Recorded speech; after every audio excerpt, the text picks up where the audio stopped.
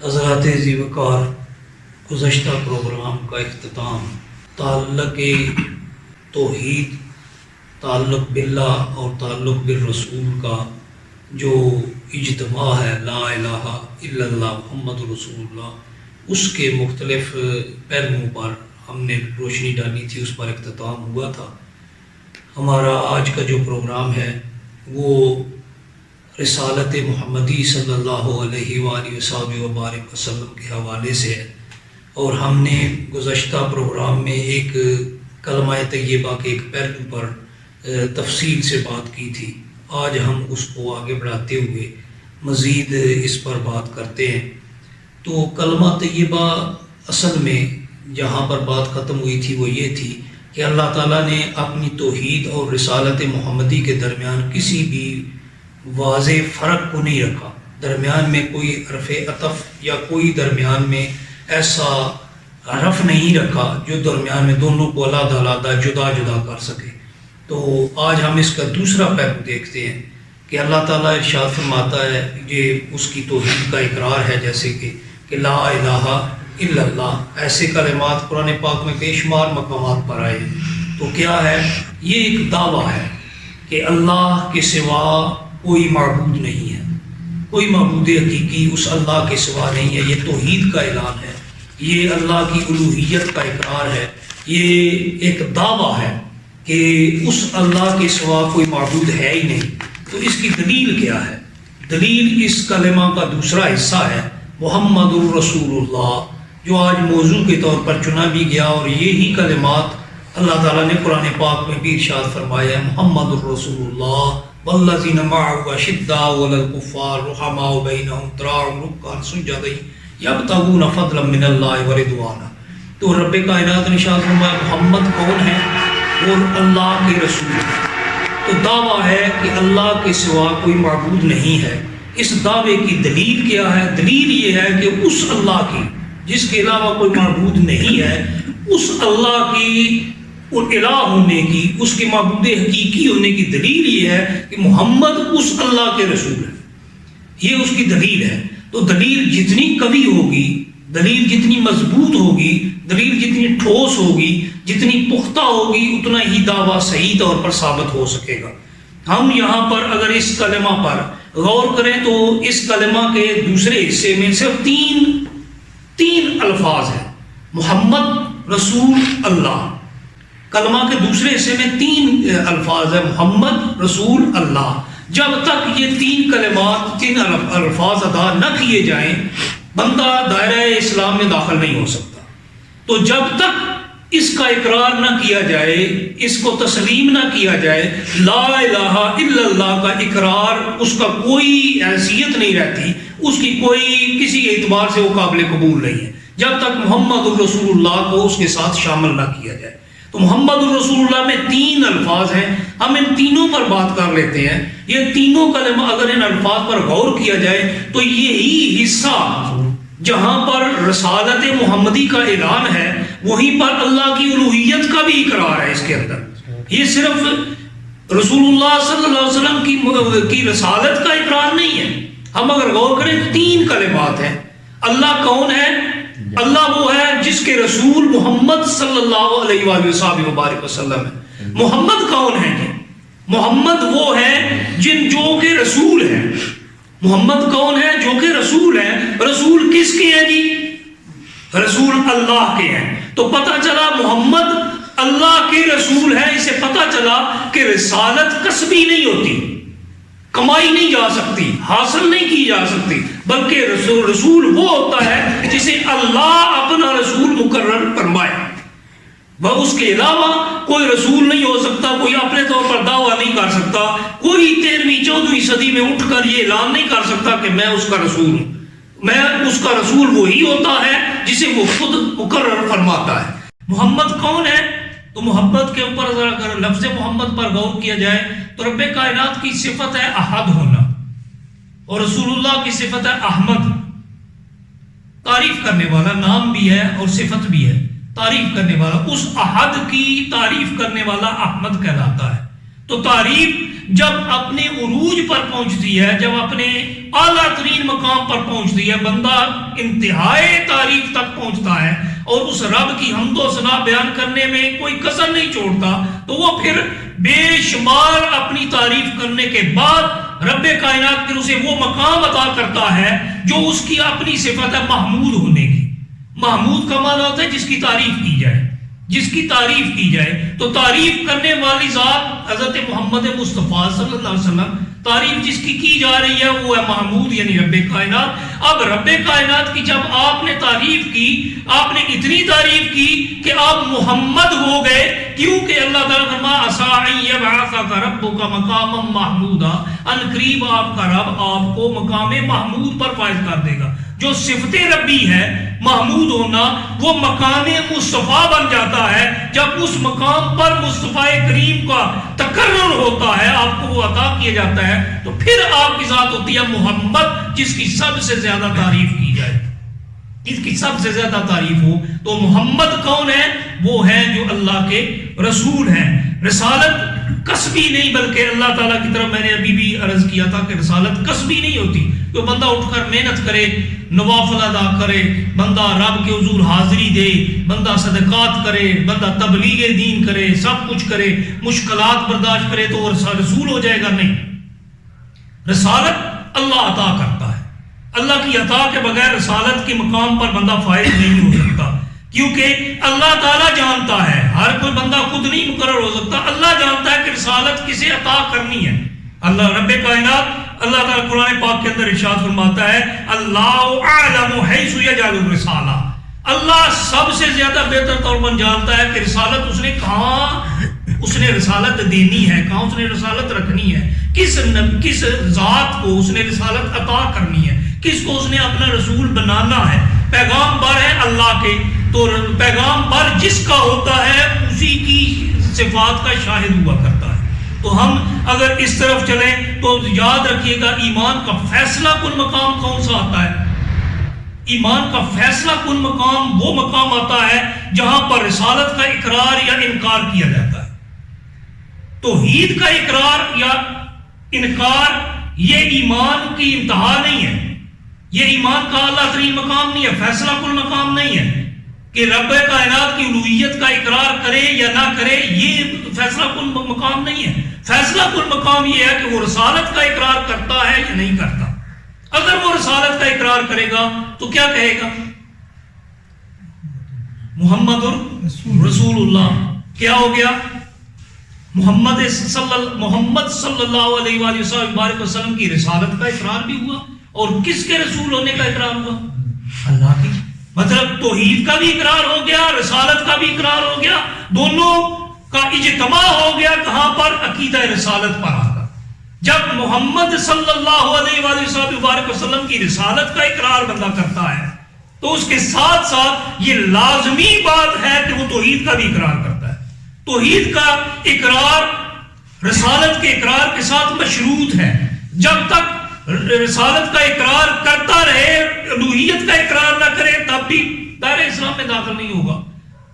الوہیت کا اقرار کرتا رہے، رسالت محمدی کا اقرار نہ کرے، پھر بھی دائرہ اسلام میں داخل نہیں ہوگا۔ تو پتہ چلا دونوں ایک دوسرے کے ساتھ لازم و ملزوم ہے۔ ہم پچھلے پروگرام کے اس مقام پر پہنچ گئے جہاں پر ہم نے ختم کیا تھا کہ یہ دونوں ایک دوسرے کے ساتھ اتنے لازم ہیں، اتنے مربوط ہیں کہ کسی ایک کا اکیلے اقرار کیا ہی نہیں جا سکتا جب تک دوسرے کا اقرار نہ کیا جا سکے۔ حضرات گرامی قدر، رب کائنات قرآن پاک میں بے شمار مقامات پر ایسے ارشادات فرماتا ہے، چاہے سورہ نساء آیت نمبر 61 میں رب کائنات ارشاد فرماتا ہے کہ رسالت کا اقرار اور انکار، میں نے پہلے عرض کیا، یہ ایمان کا فیصلہ کن مرحلہ ہوتا ہے کہ ایمان ہے یا نہیں ہے۔ رسالت کا اقرار ہے تو ایمان ہے، رسالت کا انکار ہے تو ایمان نہیں ہے۔ رب کائنات سورہ نساء آیت نمبر 61 میں ارشاد فرماتا ہے وَإِذَا قِيلَ لَهُمْ تَعَالَوْا إِلَى مَا أَنزَلَ اللَّهُ وَإِلَى الرَّسُولِ، جب انہیں کہا جاتا ہے کہ کیا تعالوا، آ جاؤ، إِلَى مَا أَنزَلَ اللَّهُ، جو اللہ نے نازل کیا ہے اس کی طرف، وَإِلَى الرَّسُولِ، اور رسول صلی اللہ علیہ وسلم کی طرف، دو چیزوں کی طرف دعوت دی جا رہی ہے۔ جب انہیں کہا جاتا ہے کہ آ جاؤ کس کی طرف؟ الی ما انزل اللہ، جو اللہ نے نازل کیا، مطلب قرآن پاک کی طرف. جب انہیں کہا جاتا ہے کہ قرآن کی طرف آ جاؤ، یا کہا جاتا ہے اور ساتھ کہا جاتا ہے آ جاؤ رسول اللہ کی طرف، ان دونوں ذات طرف آ جاؤ، قرآن کی طرف اور رسول اللہ کی طرف، تو کیا کرتے ہیں؟ وَرَأَيْتَ الْمُنَافِقِينَ، تو آپ دیکھتے ہو کہ منافق کون ہے؟ وہ جو ظاہراً ایمان کا اظہار کرے لیکن باطناً مومن نہ ہو، یعنی مومن نہیں ہوتے، منافق ہوتے ہیں. اور سب سے خطرناک ترین اور سب سے گھٹیا ترین صورت جو ہے رب کائنات نے قرآن پاک کے اندر منافقین کی قرار دی ہے. رأیت المنافقین، تو اے رسول صلی اللہ علیہ وسلم آپ دیکھتے ہیں کیا؟ آپ نے دیکھا کہ منافقین یصدون عنک صدودا، وہ کس سے بھاگتے ہیں؟ وہ صرف آپ کی ذات سے منہ پر پھیر رہتے ہیں، قرآن سے نہیں ہٹتے، قرآن کا انکار نہیں کرتے. وہ کیا کرتے ہیں؟ وہ آپ کی ذات کا انکار کرتے ہیں، آپ کی طرف رجوع کرنے سے بھاگتے ہیں، وہ روکتے ہیں، آپ کی طرف آنے سے روکتے ہیں. تو پتہ چلا ایمان کا فیصلہ رسول اللہ صلی اللہ علیہ وسلم کی ذات کے ساتھ تعلق کے ساتھ ہوتا ہے. اگر آپ کا تعلق رسول اللہ کی ذات کے ساتھ ہے تو آپ مومن ہیں، اگر نہیں ہے تو مومن نہیں ہے. کیونکہ بارگاہ رسالت سے بارگاہ ربی تک پہنچنے کا رستہ ملتا ہے، ذریعہ ملتا ہے، طریقہ ملتا ہے، اصول ملتے ہیں، اور وہاں سے یہ بتایا جاتا ہے کہ میں اس ذات کا تم نے جھکنا ہے تو اس ذات کے سامنے جس کا میں رسول ہوں. کیونکہ سرکار دو عالم صلی اللہ علیہ وسلم نے آپ نے جو ان کے اندر سب سے پہلے جو دلیل دی تھی نا، آپ یاد رکھیے رب کائنات کی بارگاہ میں آپ صلی اللہ علیہ وسلم نے آپ نے دلیل جو پیش کی تھی کفار مکہ کے سامنے، اللہ تعالیٰ کی الوہیت کا اعلان کیا نا، تو انہوں نے کہا دلیل دو، کوئی دلیل دو، اللہ تعالیٰ کا الہ ہے، وہ واحد ہے، وہ احد ہے، یہ بت کچھ نہیں ہے، تو آپ اس پر دلیل دو. تو آپ نے فرمایا تھا فقد لبثت فیکم عمرا، فقد لبثت فیکم عمرا من قبلہ افلا تعقلون، کہ میں نے اس سے پہلے تم نے اپنی عمر نہیں گزاری. لبثت فیکم عمرا، میں نے اپنی عمر گزاری ہے. سورہ یونس آیت نمبر 16، سورہ یونس آیت نمبر 16 رب کائنات ارشاد فرماتا ہے کہ میرے حبیب نے انہیں کہا تھا لبثت فیکم عمرا، میں نے تم میں ایک عمر کا حصہ گزارا، 40 سال گزارے تھے. دلیل کیا پیش ہو رہی ہے اللہ کی الوہیت پر؟ ذات مصطفیٰ آپ کی 40 سالہ زندگی. لبثت فیکم عمرا، میں نے تم میں 40 سال گزارے ہیں نا. دوسرے لفظوں میں نے تم نے اپنی عمر گزاری ہے، تو عمر گزاری ہے، افلا تعقلون، کیا تمہیں سمجھ نہیں آتی؟ کیا تمہیں عقل نہیں آتی؟ تم نے دیکھا نہیں جس کا رسول اتنا صادق ہو، اتنا امین ہو کہ تم دشمن ہو کر بھی میری صداقت کا اقرار کرتے ہو، تم دشمن ہو کر بھی میری امانت داری کا اقرار کرتے ہو، میری ذات پر تمہارے پاس کوئی اعتراض موجود نہیں ہے، تم اپنے فیصلے مجھ سے کراتے ہو، تم اپنے فیصلے مجھ سے کراتے ہو. حجر اسود والا واقعہ آپ سب نے سن رکھا ہے کہ ان سب نے فیصلہ آپ صلی اللہ علیہ وسلم پر چھوڑا تھا کہ جو آئے گا تو وہ فیصلہ فرمائے گا. سب سے پہلے آپ تشریف لائے، آپ نے جو فیصلہ فرمایا اس فیصلے پر وہ جو جنگ ہونے والی تھی وہ جنگ رک گئی. اور حجر اسود آپ صلی اللہ علیہ وسلم نے بیت اللہ شریف کے اندر نصب فرمایا تھا اپنے ہاتھ سے، اور سارے نے صرف اس آپ کے فیصلے پر کہ آپ نے فرمایا تھا ایک چادر بچھا دی جائے، اس کے اوپر حجر اسود آپ صلی اللہ علیہ وسلم نے خود ہی رکھا. انہیں کہا اس چادر کو اٹھا کر لے چلو، سارے سردار اس کا ایک ایک کونا پکڑ لو. سارے سرداروں نے کونے پکڑ لیے، وہ اٹھا کے خانہ کعبہ کے پاس لے آئے. آپ نے پھر اب رکھا کس نے تھا؟ اب دیکھیں نا، رکھا بھی اسی ذات نے، نصب بھی اسی ذات نے کیا، کسی نے اعتراض کوئی نہیں کیا. ان کا جو اعتراض تھا کہ اسے نصب ہم کریں گے، انہیں اپنا اعتراض ہی بھول گیا. آپ کی اس زندگی کی صداقت، امانت اور آپ کی زندگی کی پاکیزگی کی اس سے بڑی دلیل کیا ہو سکتی ہے کہ آپ صلی اللہ علیہ وسلم نے ان کے اندر عمر گزاری اور آپ نے دلیل پیش کی کہ تمہارے اندر میں نے زندگی گزاری نا، کیا تمہیں عقل نہیں آتی؟ تو رب کی الوہیت اور اس کی وحدانیت کی دلیل بن کر رسول پاک صلی اللہ علیہ وسلم تشریف لائے، آپ کو بھیجا گیا. اللہ تعالیٰ نے قرآن پاک کے اندر بے شمار مقامات پر ایسے ہی ذکر فرمایا ہے ایمان بالرسالہ، ایمان بالتوحید کے لیے لازمی شرط ہے۔ رسالت پر ایمان لانا یہ توحید کے لیے لازمی شرط ہے۔ میں نے ابھی عرض کیا کہ ایمان کا فیصلہ کن مقام رسالت کا اقرار و انکار ہے۔ اب میں عرض کر رہا ہوں کہ ایمان بالرسالت، رسول اللہ کی رسالت کا اقرار کرنا، پر ایمان لانا، یہ ایمان بالتوحید کے لیے لازمی شرط ہے۔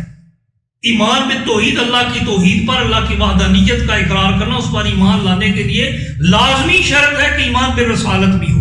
اور اس ایمان بالرسالت کی قرآن پاک کے اندر بے شمار مثالیں موجود ہیں کہ اگر جب تک رسول اللہ کی ذات فیصلہ کن نہیں ہوگی تو کسی بھی اعتبار سے تمہارے کوئی فیصلے قابل اعتبار نہیں ہوں گے۔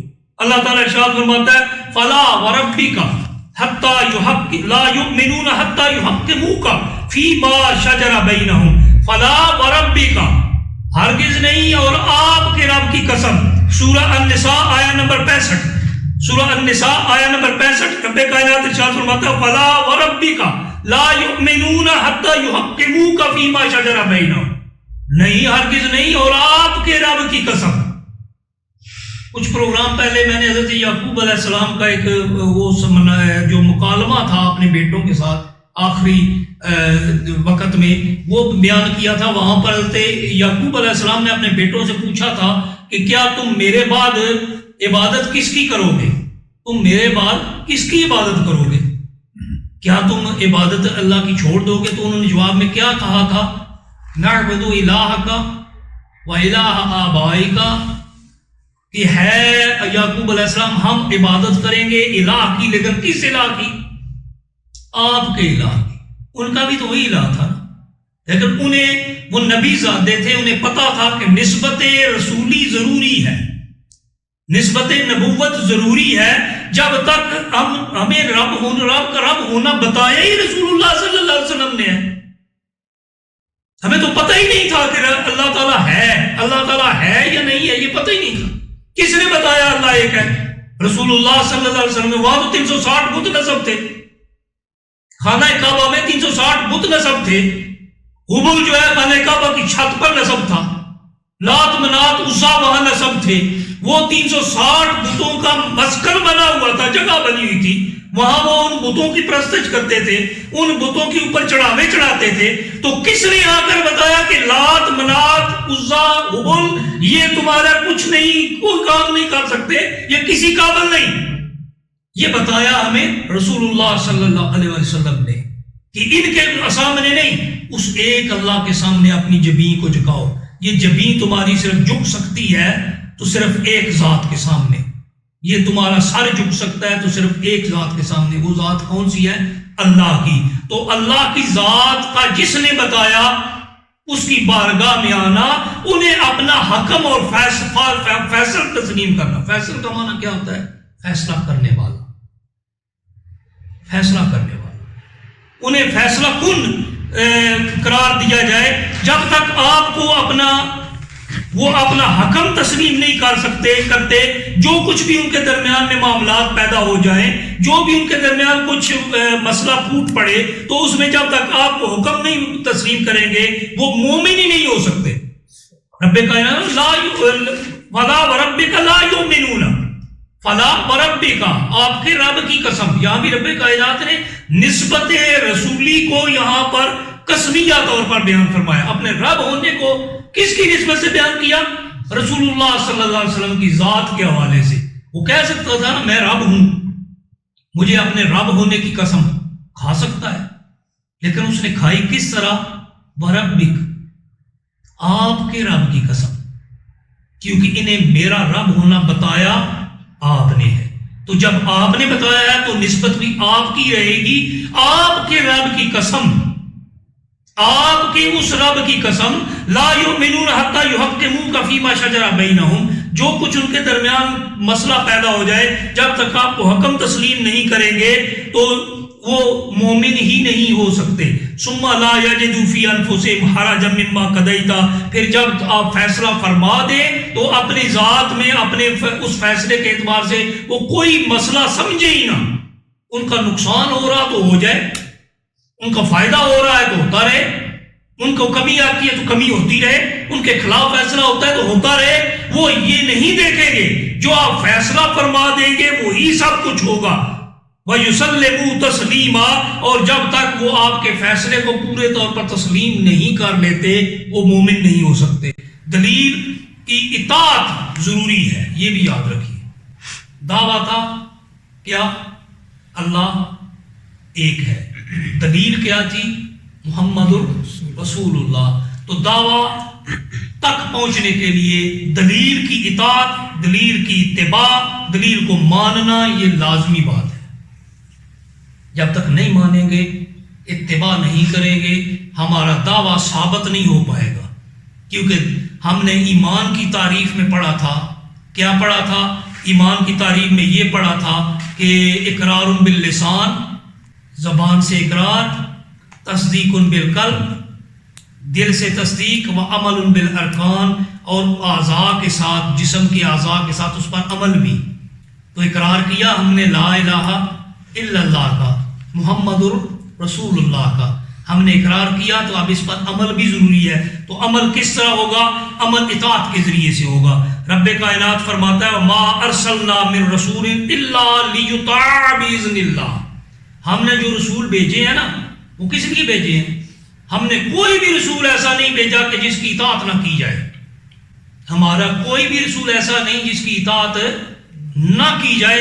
رب کائنات قرآن پاک کے اندر سورہ النساء آیا نمبر 64 کے اندر ارشاد فرماتا ہے وَمَا أَرْسَلْنَا مِن رَسُولٍ إِلَّا لِيُطَاعَ بِإِذْنِ اللَّهِ، اللہ کے حکم سے اس کی اطاعت کی جائے، اللہ کے حکم سے اس کی اطاعت کی جائے، اور اس کی اطاعت لازمی بات ہے کیونکہ وہ دلیل ہے، اور دلیل کو ثابت کرنے کے لیے اس کی اطاعت بھی لازمی ہے۔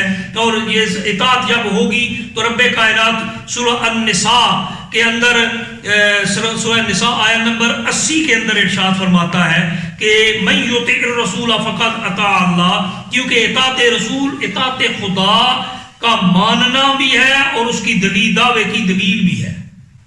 اطاعت رسول، کیونکہ رب کائنات نے فرمایا کہ ہم نے جو رسول بھیجے، میری مانتے ہو نا، رب مانتے ہو نا، تو رب مانتے ہو تو رب نے تو رسول بھیجے کس لیے؟ کہ ان کی اطاعت کی جائے۔ تو اطاعت کیا ہے؟ رب کائنات ارشاد فرماتا ہے من یطع الرسول فقد اطاع اللہ، اگر تم نے میرے اس رسول کی اطاعت کی تو تم نے کس کی اطاعت کی؟ اللہ کی اطاعت کی، اور اللہ کی اطاعت یہ لازمی ہے۔ دوسرے مقام پر رب کائنات ارشاد فرماتا ہے ان کنتم تحبون اللہ فاتبعونی یحببکم اللہ، اگر تم اللہ سے محبت رکھتے ہو تو کیا کرو؟ فاتبعونی، اتباع محمدی میں آ جاؤ، اتباع محمدی میں آ جاؤ۔ اب تمہارے یہاں پر محبت بیان ہو رہی ہے، عمل نہیں، یا ظاہری عمل نہیں، دل کا معاملہ بیان ہو رہا ہے۔ محبت کہاں سے ہوتی ہے؟ دل سے ہوتی ہے۔ محبت صرف زبانی دعوے کا نام نہیں ہے۔ دعوے تو ہم بہت کرتے ہیں نا، ہماری زبان تو ہر وقت دعوے کرتی رہتی ہے، ہر وقت ہم پتہ نہیں کیا کہا ہر بندے سے، وہ منہ پرے کرتا ہے تو ہمارے دعوے اور ہو جاتے ہیں۔ زبان سے نہیں، یہ دل کا معاملہ ہوتا ہے، محبت دل کا معاملہ ہوتا ہے، یہ کی نہیں جاتی، یہ ہو جاتی ہے، یہ عطا ہے رب کی۔ ہم جو کرتے ہیں نا وہ محبت نہیں ہوتی، وہ بس وقتی جذبہ ہوتا ہے، آتا ہے بس تھوڑی دیر کے لیے ہمارے اوپر حاوی ہوتا ہے اور غائب ہو جاتا ہے۔ محبت آ کر جاتی نہیں ہے، محبت جہاں آتی ہے وہاں سے جاتی نہیں ہے۔ رب فرماتا ہے تم مجھ سے محبت کرتے ہو نا تو کیا کرو؟ فاتبعونی، اتباع محمدی میں آؤ نا۔ محبت کس طرح کرنی ہے؟ جس طرح میرا نبی مجھ سے کرتا ہے، جس طرح میرا نبی مجھ سے کرتا ہے نا اس طرح تم نے محبت کرنی ہے۔ تو تم نے صرف عمل ہی ان کی طرح نہیں کرنا، تم نے نماز ان کی طرح نہیں صرف پڑھنی، تم نے روزہ صرف ان کی طرح نہیں رکھنا، تم نے حج صرف ان کی طرح نہیں کرنا، تم نے زکوٰۃ صرف وہ جس طرح فرمائے اس طرح نہیں دینی، بلکہ تم نے محبت بھی اسی طرح کرنی ہے جس طرح میرا نبی مجھ سے کرتا ہے۔ کیونکہ جب اس طرح تم محبت کرو گے، اتباع اطاعت مال محبہ کا نام ہے، اطاعت بھی ہوتی ہے اور ساتھ محبت بھی ہوتی ہے۔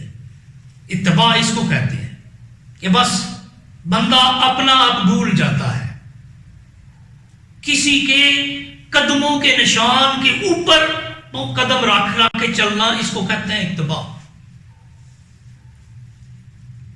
کسی کے نقش قدم کو ڈھونڈنا اور اس کے نقش قدم کے اوپر چلنا، اسی طریقے سے چلنا، اسی اعتبار سے چلنا۔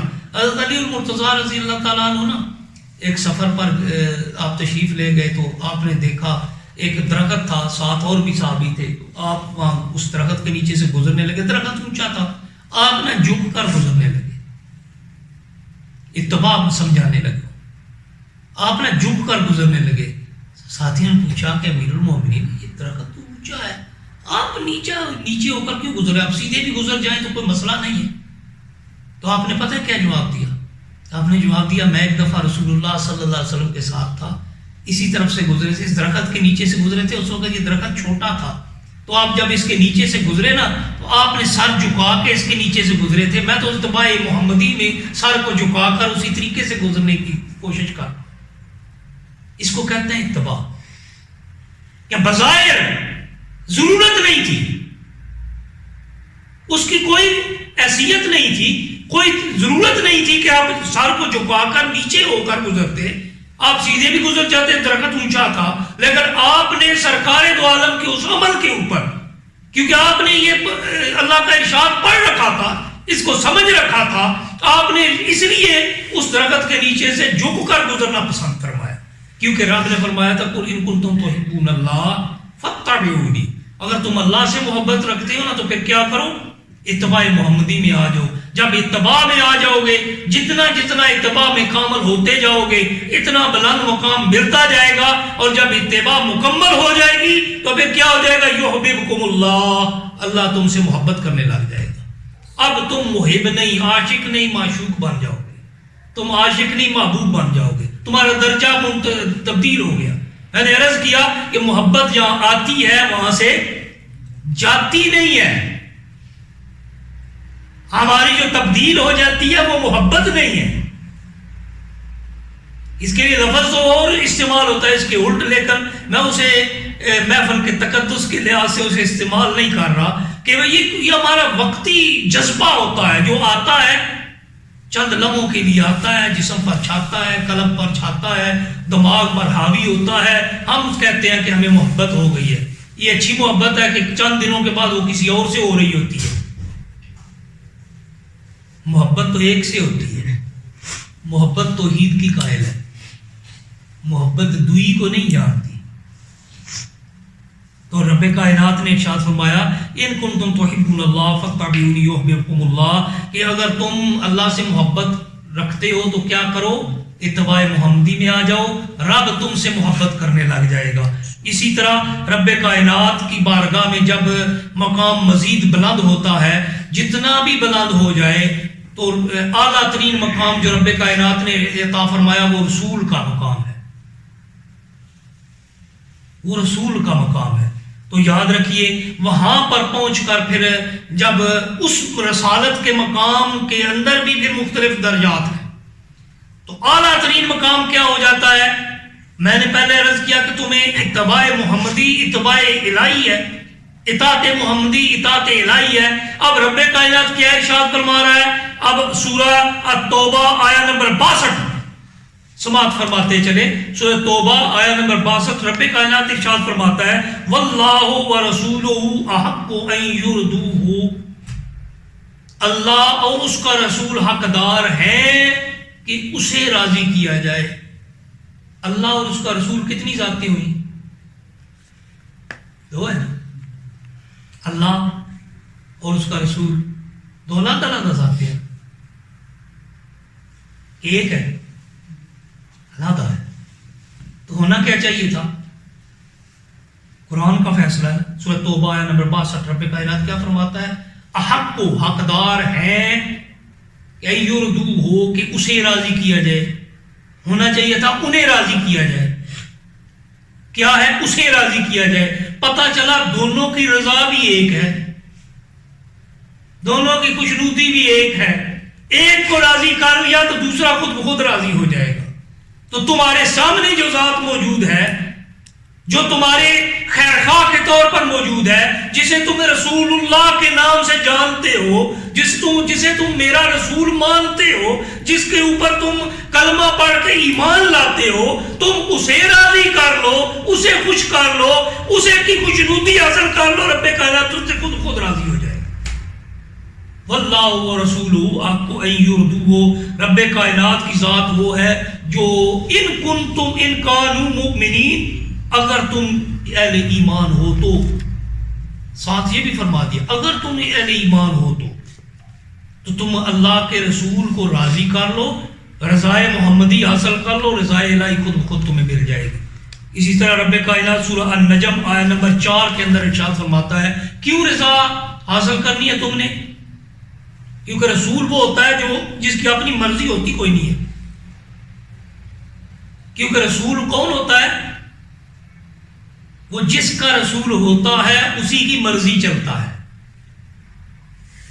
میں اور آپ تو کچھ مانتے ہیں کچھ نہیں مانتے نا، لیکن جو رسول ہوتا ہے وہ جس کا رسول ہوتا ہے صرف اسی کی مانتا ہے،